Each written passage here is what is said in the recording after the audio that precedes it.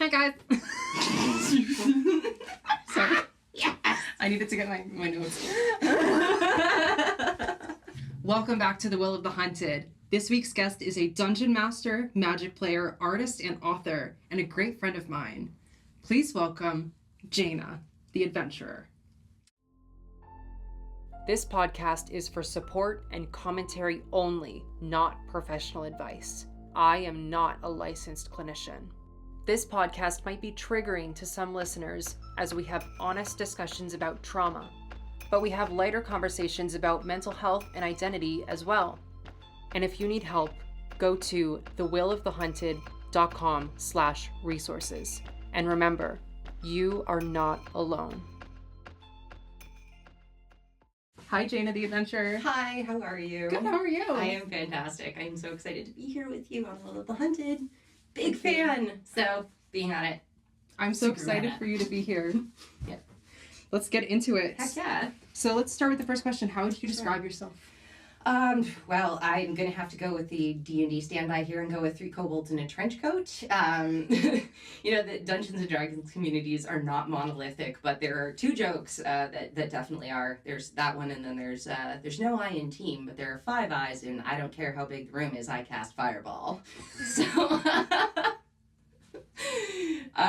but seriously, I think, you kind of summed it up. I'm a novelist, screenwriter, game master, and most recently game developer, as I've written a couple of modules for Adventurers League, and I've got some irons and some fires that I'm gonna be excited to talk about pretty soon. But so that's me.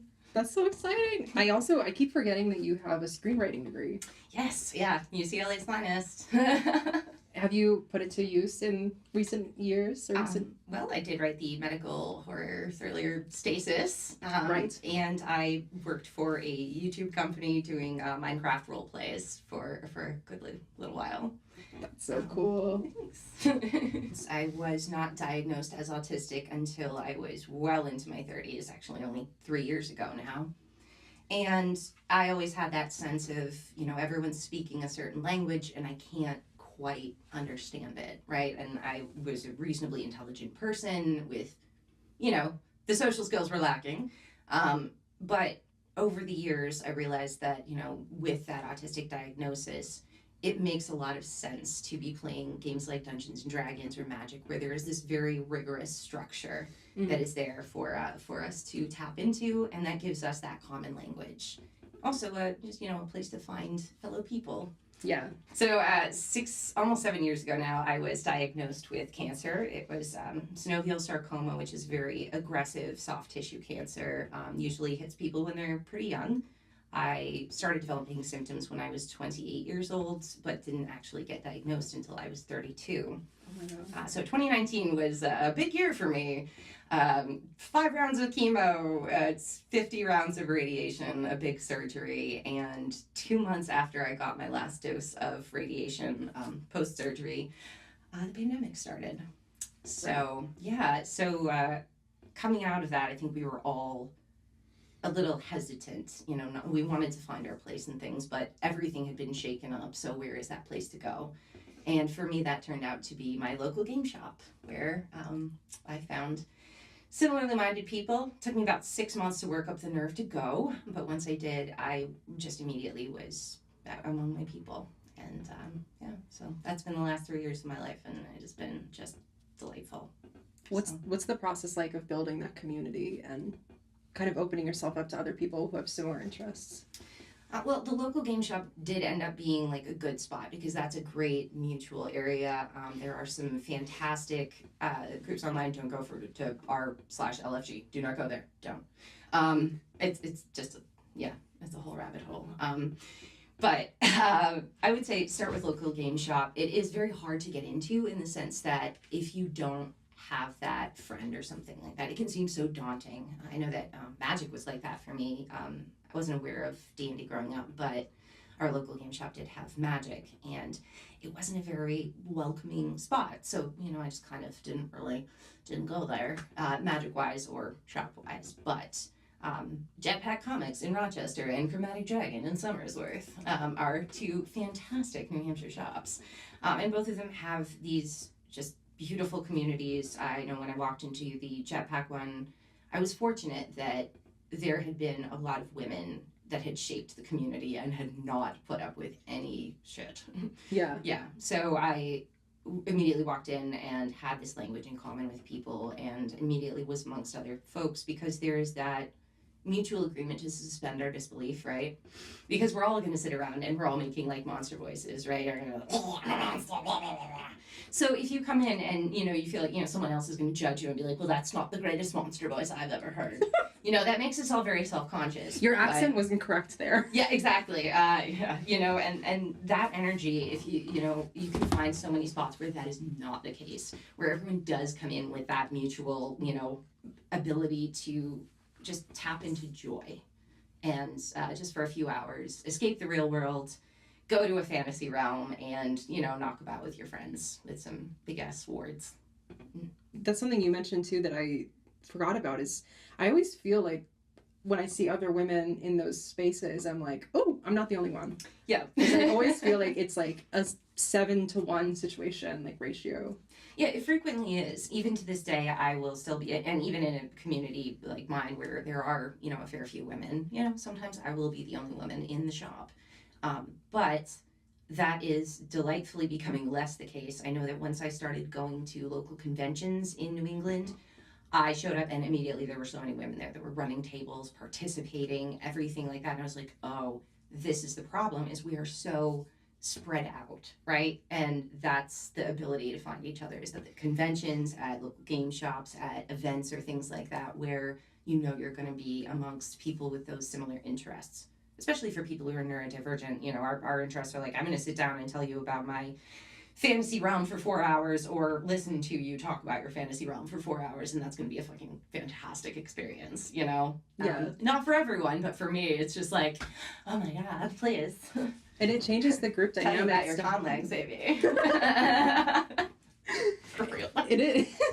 It really helps the group dynamic too, to have like more diversity, and, you know, yeah, it's not all just like broing out. No, and there are, you know, some people who are very much like rules lawyers or things like that, and you will run into, you know, incidences of misogyny and things like that, but you also do find a lot of folks who are willing to be like, hey, you know what, that's not cool, I'm not really comfortable with that, or we'll just, you know, kind of play it off with like, well, that's definitely something you could do, or things like that. So there are ways of keeping each other in check. And fortunately, you know, again, just that gradual ability of like tapping in. When I started going, I was just a player for a couple months, and it just happened to be that there were not many DMs. And I said, well, you know, I'm not great with the rigor of D&D just yet, but I can tell a story and bullshit my way through, you know, 4 hours. And so I started running games at that point, and that ability to run games, I think, also kind of offers an invitation to other women to say, you're not just welcome to participate, but you can control this story. And I mean, for me personally, like Matt Mercer, Brennan Lee Mulligan, amazing storytellers, but when I saw Abria Iyengar hosting Exandria Unlimited, I was blown away, and I was just like, oh my gosh, here is this other person who is, you know, like a nerd like me. Like, I think I had seen, she said something about like, oh, it's a keg. And people were like, what? And she's like, oh, an on-keg. And I was just like, girl, like, yes, like, this is your world. This is your story. Let's go. I don't know of many female DMs. There are becoming more and more. And, yeah, maybe you'll be able to see more of them soon. You know, on perhaps streaming services or such. Yeah. So, and you've done like actual actual conventions here in New England, right? Yep. So I've done, oh gosh, I don't even know how many at this point, but I started off just volunteering with a local group that said, you know, hey, we need something. I was about 5 minutes in the room where someone made a dad joke. I laughed at the right point. They were like, oh yeah, you're one of us. You get the punchlines. And since then, I kind of moved up to running what's called the campaign table. So typically you'll have these books released by, you know, WotC, Wizards of the Coast. And typically you might take that with your friends and, play that out over the course of, months, perhaps years. In this case, it is extremely time locked. So we have, 6 4-hour sessions, and we are going to speed run this thing. So it turns into a matter of about a month's preparation for me, getting into the campaign, breaking it down into the important parts, and shaping the story that can be reshaped dynamically as the players tune into it. And that's so much fun.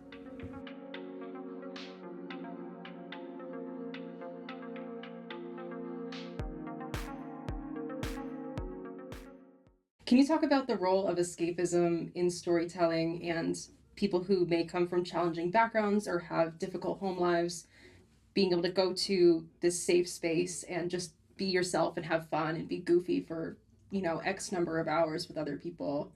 What is that, like, that magic of kind of release and safety?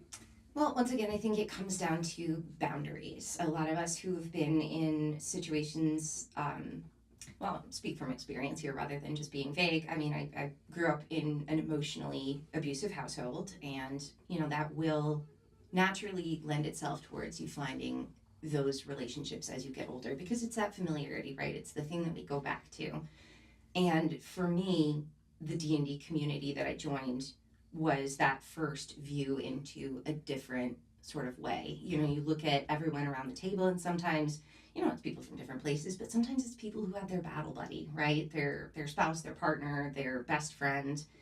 And the ability to find those other people who've been through those situations and have still come out of it with an inherent, I won't say toxic, like, positivity is like not the word I'm looking for, because, toxic positivity is not, it's not great, but it's a resilience. And I think that people who have been through the rough stuff need that release of play, right? Everybody needs it. It's a very, rough world out there. And just because we're seeing more of the darker sides of it, it doesn't mean they haven't existed. And it doesn't mean that we don't need to recharge through play. So, and that's what I love so much, is that, being disabled, I do have a bit more time on my hands than a bit, other people might do. So for someone who's just worked a long week and has some kiddos at home, has a spouse, the ability to just kind of come in and just do Saturday morning cartoons, D&D, that is a very important aspect of life. And I think that things that are silly are often belittled and minimized, and they are so important. Especially to, like, neurodivergent communities. Absolutely. To be able to go in and STEM. Right, and just like I want to play with my tiny little figurines that I have painted. Please show me yours. Yes, like, I want to make weird noises for an hour and have no one judge me, and then they make weird noises back. Absolutely, like I think one of my very dearest friends, the first time that he showed up at my table, I started making a goblin voice, just like I do, and he just kind of did this, and he was just like, and poor dear thought that I hated him for like a year, whereas I took this as this amazing thing where I was just like, oh, sorry dude, I broke you, I hope I'm not ruining your D&D session at all. And but it's just, and this is somebody who also, like, later on put a Brussels sprout on cheesecake and ate it, and I was just like, oh, we're gonna be friends. And lo and behold, we are friends. But it's that, I think it's a self-fulfilling prophecy in certain ways, that if you seek out that joy, you will find it. If you're able to take all these rougher things that have happened to you, that you've bounced back from, integrate them into yourself, those are some of the funniest hoes you will ever meet. Like, absolutely. Hoes, rakes, brooms, the whole lot. Just the whole shed. Oh, yes. Yep, exactly. The she shed of, stuff. Like, yeah, absolutely.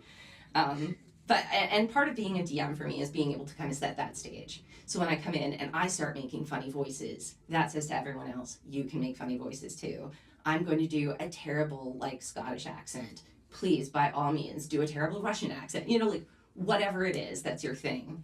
Like, I am going to put myself out there and be the wacky weirdo, because, if I am able to show you that that's okay, oh yeah, you're gonna follow. Like, we're gonna have fun.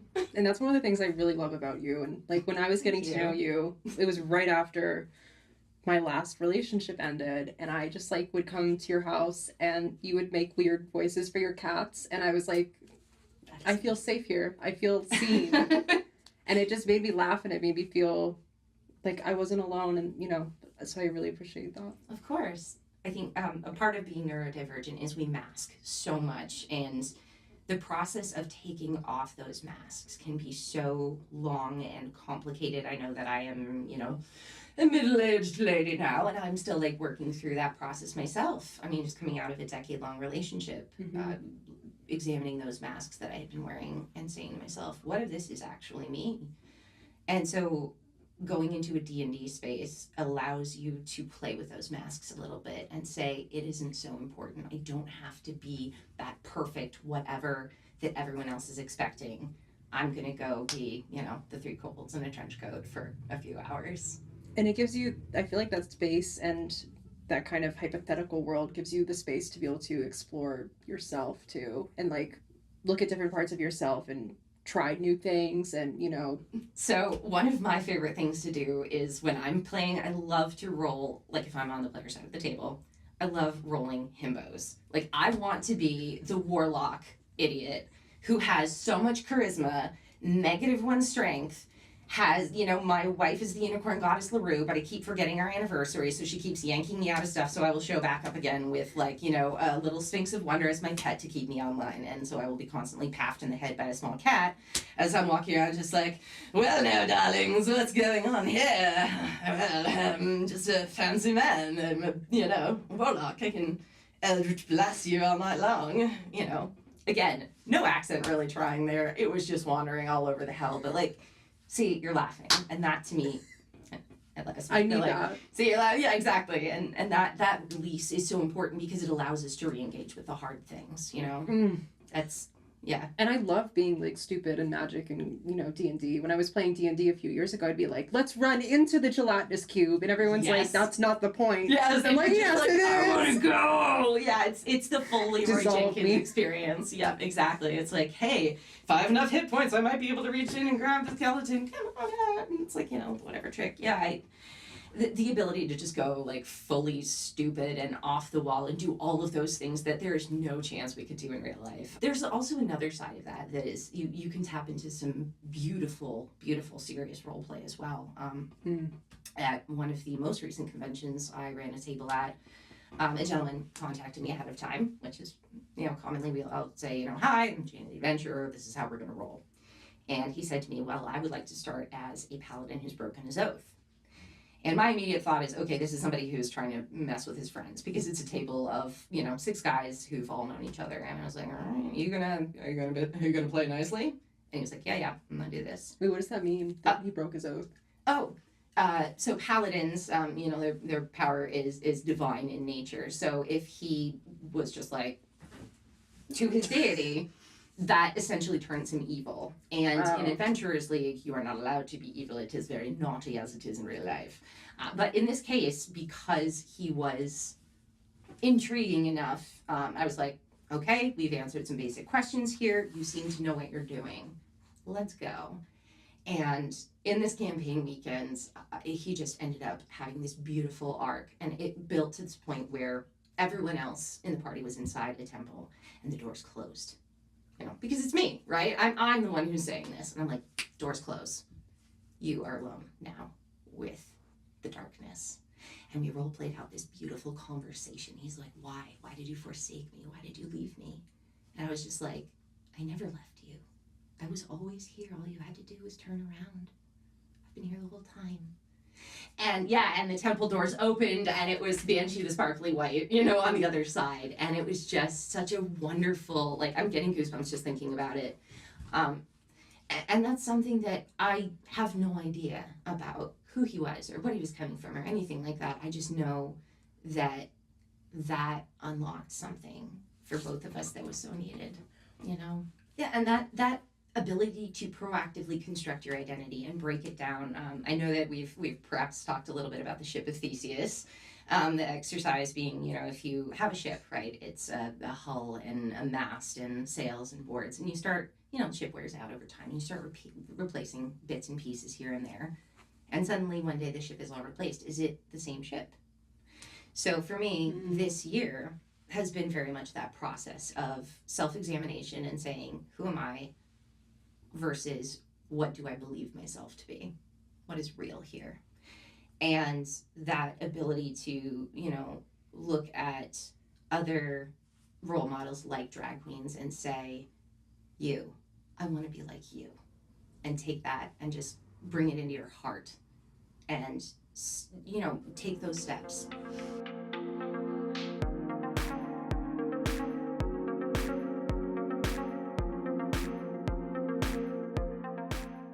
On last week's episode, my friend Sky and I talked about drag queens like Lexi Love, who not only are using kind of this superhero storytelling platform to express themselves in their creativity, but also to kind of bring really important hard truths to the mainstream, such as like Lexi Love talking about being a trafficking survivor. Mm-hmm. But like, since she's this like confident goddess woman and, like slaying everything, then you're like, she's okay. Like, she's okay after that. She's still serving, Mm-hmm. and she's still like smiling and laughing and, Yeah. and giving it. And like, that really makes me feel like it's okay to, you can still be a full person after something like that.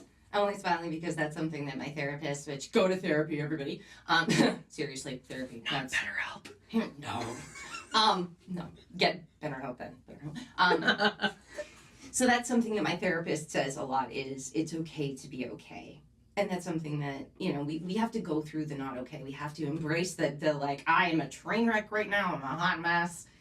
But on the other side of it, there is that okay. And I think that too many times life seems so very sure, so static, like everything is solid. And then we go through these periods of upheaval where everything changes.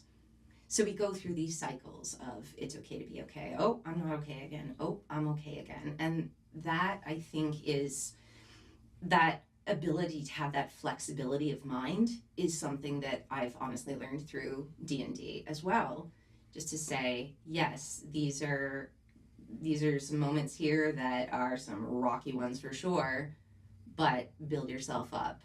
You can do it. It just takes that, sometimes it just takes that friend, that community member to reflect back who you truly are and like look at somebody like you and say, you are such a powerful, driven voice. Yeah, don't you hide, madam. But you inspire me, and I am so profoundly grateful to be surrounded by so many friends who have that inner resilience and have found that creativity within themselves and just braid them together into something lovely. Thank you. I like plot twist. I don't feel like I inspire anyone. I don't feel confident. I just like I think about the things I've been through and I feel like I still feel like this big because of it. So I feel like I'm masking a lot, trying to be like, hey guys, welcome back. Yeah. But like when we're having these real conversations, I'm like, I remember all the times that I would drive to your house and be like, I can't get out of this news job. Like I want to die. Yeah. And you're like, we're going to get you a new car, we're going to get you a new job. And you've just like, you've always created like a space where I feel like I'm okay. Or it's okay to not be okay. But I've never heard the saying, it's okay to be okay. Mm-hmm. Because real. Yeah, right? I need to learn that one. Mm-hmm. Yeah, and another thing too is that we're so ready to look at other people and say, you have your shit together. Oh, God, I don't have mine together. But the truth is none of us have our shit together. And, as kids, we have that moment of like, I'm going to understand everything one day. And then there's the crap your pants moment as an adult where you're like, oh, shit, nope, it's never coming. That train ain't never coming. I'm just still standing 3 cobalts in a trench coat. Still, exactly. It also enables us to take those changes as they come and because we look at our lives in that big sense, right? Like you look at the choices that are like the big ones, like, okay, I left my job that was at this awful place that was wrecking your mental health. But that change came slowly and as a result of not necessarily huge decisions along the way, but those micro decisions, right? And it's that like, I chose this. I chose this. And a lot of times we put that pressure on ourselves to say, I need to have everything figured out. I need to have a path. I need to have some source of stability. And that stability is an illusion, you know? Everything is always in flux. And the most important way to sustain yourself and find your identity is not to try and keep everything static, but it's to find your community. Because those are the people who are going to hold you up and bear with you and change with you and show you who you are. So all of those micro decisions led us into meeting, and it's not like it was some cosmic, anything. Everyone feels like cosmic. Well, I appreciate you and everything. I don't know. I feel like I met you for a reason. I would like to think it. I definitely would love to think that there are like rhythms to the universe, but what I see are choices so many times, and like for instance, I was telling you, not far from this very location is a studio where I used to work when I was filming YouTube stuff, and I was writing scripts for it. And I was surrounded by such a group of lovely, creative people, all on comms, of course, because we lived in, not only different states, but different countries in some cases. And they were fantastic, but I lost touch with them. And recently I got back in touch with them and everything, and met somebody who's a fellow world builder, right? And had that feeling of like, where the hell did you come from? And then I had to take it back and kind of analyze that and say, wait a second, you didn't come from anywhere. You've been here doing your thing. I came from somewhere. And then tracking it back and saying, this is the result of all these tiny decisions, all these little moments of grabbing pieces of myself and saying, this. I want to go to D&D at my local game shop. I want to do this. I want to do that. And so many times you find that despite your circumstances, if you're coming out of a rockier place, but if you feel that pull, follow it, because that's where you're going to find your people, for sure.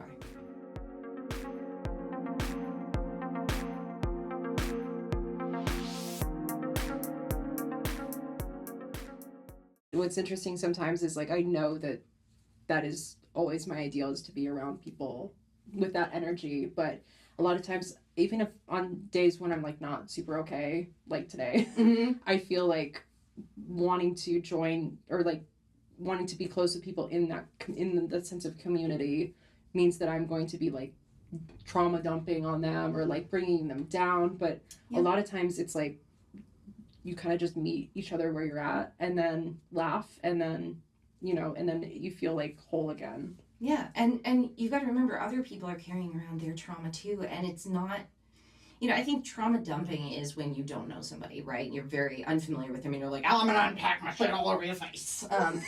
But that shared trauma a lot of times, how are you going to, like, okay, this is gonna sound a poncy as shit, but like, how are hearts ever supposed to fit together if they don't get broken first?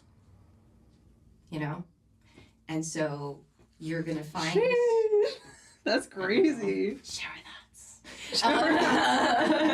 That's crazy. Yeah, and but those people might share that same trauma. I mean, look at me recently. I went through something that was a very challenging personal experience for me. It was very scary in the moment, and immediately the person I thought it was you. And was like, okay, so, we get together and I, told you all about this. And it's like, is that trauma dumping? No, it's sharing, because we've built this rapport, because we're here for each other. It's not just a one-way thing where I'm just like, oh my God, please take all my stuff, take all of it, take all of it, no, seriously. But like, I want that back from you. I want to be here for you. And when we've been through emotionally abusive situations or domestic violence or things like that, we're scared that someone is not going to be there to catch us because there hasn't been someone, and that in an abstract sense, that object impermanence can carry over and feel like, oh, well, this is the way it's always been, so this is the way it's always going to be. But once you take those tiny changes and you grab for the things that matter to you, you are going to matter to somebody else, and you won't ever know how much. That's why I'm not just inspired by the big content creators, but by so many people that are my friends with, maybe less than 100 subs on whatever channel, but they're making something that matters to me. And in this age where everything stands side by side, right? Beatles, modern day music, your channel, a huge channel like Markiplier, all of this is all just accessible to everyone. So you never know what thing that you're going to say is going to matter to somebody. So it's important to use your voice mindfully, but use it. I'm glad you're using yours. Thanks. So glad. That's the energy that the world needs a lot of right now. Yes, we need people who are out there like doing things that are very important, but we also need to recharge so that we can keep those things going. So it's not a moment, it's a movement, because, you know, that is the case always. We're always going to be fighting these same battles. So it is always going to be important to take that moment to laugh with your friends, to bond with them, and to recharge, because to quote Russell Howard, a lovely positive stand-up comedian, life is a battle and silly is a rest. And we all need a rest sometimes. And we need some good people around us to make that rest happen. 100%. I really want this show to feel like a sleepover where you're just kind of like with your friends and you get to like talk about whatever you need to, and you know, have really heartfelt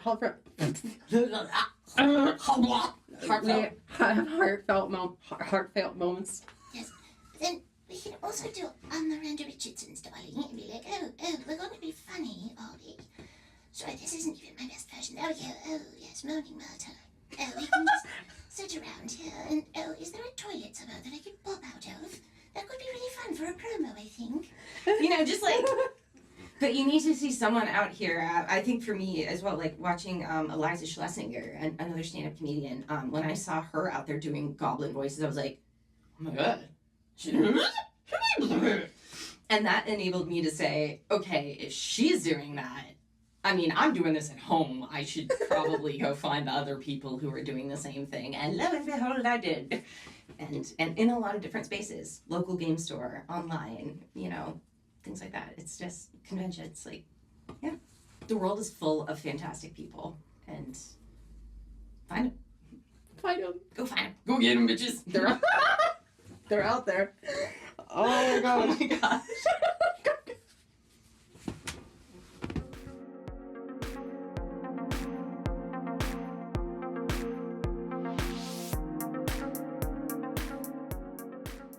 What advice would you have for new players who are looking for a sense of community and purpose? What are the first steps someone should take to join that community? Well, the first thing I would do is find your local game shop. There might be a community there might not be, but put those feelers out. Another place to look is online, because there are some fantastic groups that are very intersectional, that are focused on maintaining a space that is safe for absolutely everybody. And so those are the places that, you know, if you don't have access to something, you know, I lucked out living where I did. And I, you know, had not had that previously. And I am so glad that things like, you know, those online resources are available. So I would start with those spots. And I would say, if you have those moments of like, oh, someone just said something that made me uncomfortable, right? And if that is not being addressed in the environment, move on. There are people out there. It's very similar to finding a therapist, in the sense that, like, you might not find the right group right away. Keep going, keep pushing. You'll find your people. And it becomes a family. And it absolutely does. At this moment in time, I am starting over my life from scratch, essentially, and I am living with two friends that I met through the TTRPG space. Literally, my life was saved on a couple different occasions by people that I met through gaming. And you know, I've now been glommed into a family, and I'm so just absolutely happy. And none of that would have been possible without gaming. And these spaces and these activities are so overlooked, but for them to be life-saving, like, it's absolutely so critical. Yeah. It's a very critical role. It is such a critical role.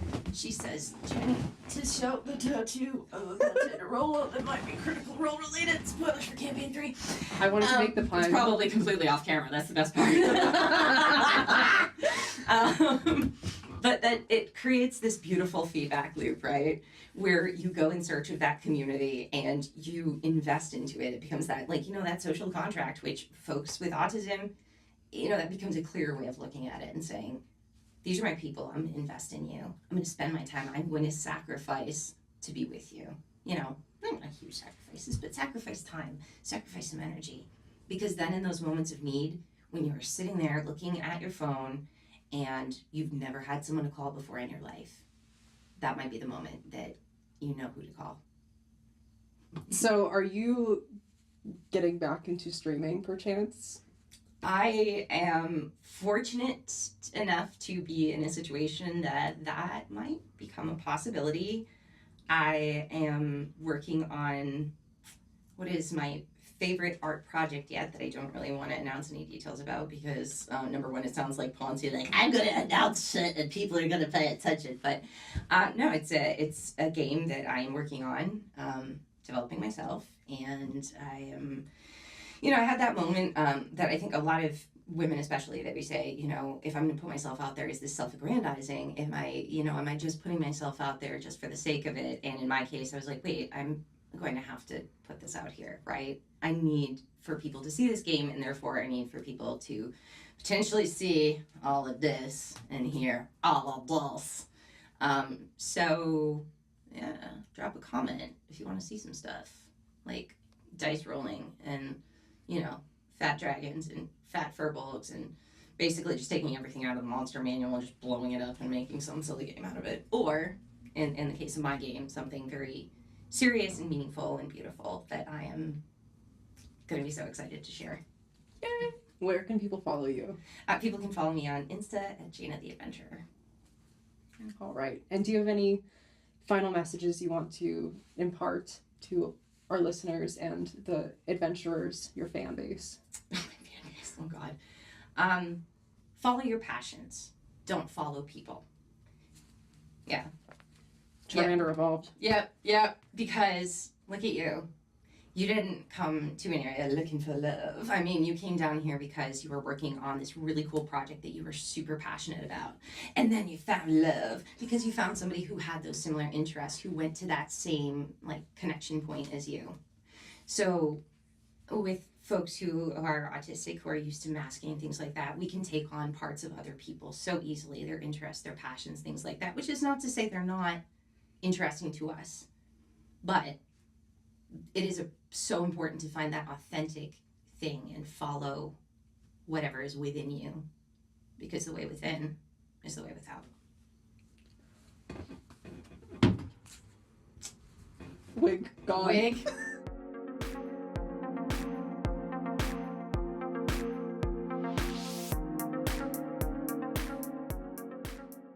All right. Well, thank you again, Jaina, the adventurer. Thank you so Yeah. much for coming on. You are one of my real life best friends, and I love you so much. So thank you so much.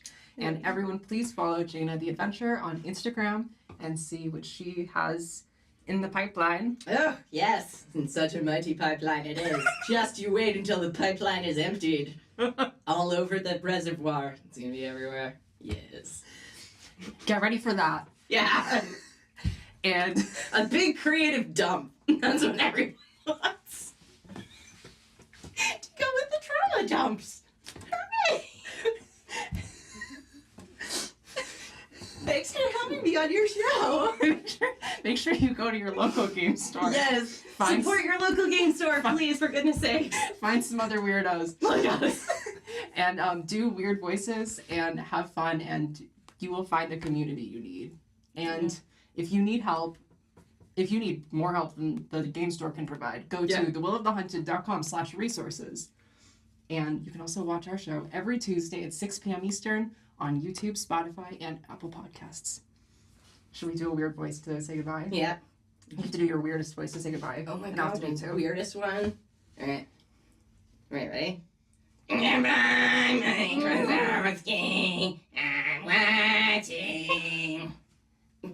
Bye, guys. Like, that's nice being here. Thank you so much. I'm gonna go eat. Bye, guys. I'm gonna go with a bunch of ice cream now. Maybe some hot dogs. Oh, fuck. Feels like the 4th of July. Oh my god, it's funny.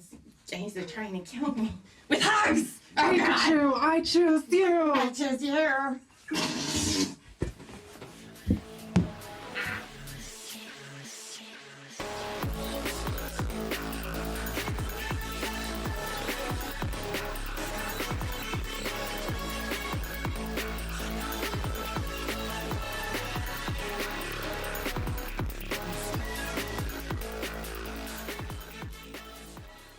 You are not alone. And if you need help, go to thewillofthehunted.com/resources.